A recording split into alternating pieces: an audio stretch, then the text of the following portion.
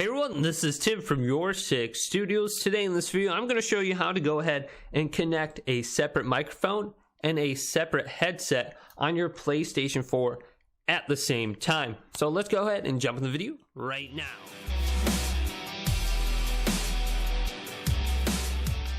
So do you want to go ahead and use a separate headset and a separate microphone on your PlayStation 4 at the same time?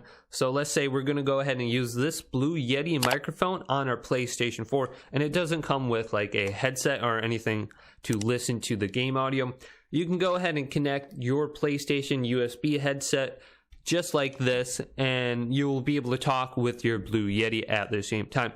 Now, there is one thing that kind of happens when you plug in a headset on your PlayStation 4. It will switch over the output and the input automatically. So this may be one of the reasons why you think you can't use this at the same time. So let's go over to my PlayStation 4 right now.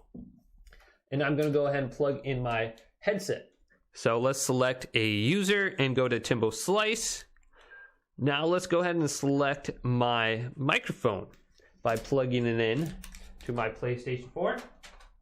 So plug it in right at the front USB. And I should have to pick a user for it now. Let's go to Timbo Slice. So you can see my headset's already connected to my user. Now my microphone is as well. So I have a headset on there and a microphone, and I can talk through both of them right now. So let's go to my home screen and then up to settings. Then go down to devices. Then go to audio devices. Now you can kind of see it's set up like that, and it did this automatically for me because I plugged in my microphone second. If I would have plugged in my headset second, it would have switched the output and the input device just to my headset. So my headset is the USB headset Afterglow AG9 Plus wireless headset, and my microphone is the USB microphone CM Tech. So your input will be your microphone. So I have two options on here, my wireless headset or my USB mic.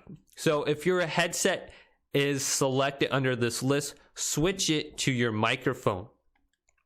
And for your output, you have two options on here, your headset or your TV or amplifier, or maybe even your controller if you're using like your smartphone's kind of microphone or headset for that. And now that this is set up, you should be good to live stream with your Blue Yeti microphone or any other standalone microphone.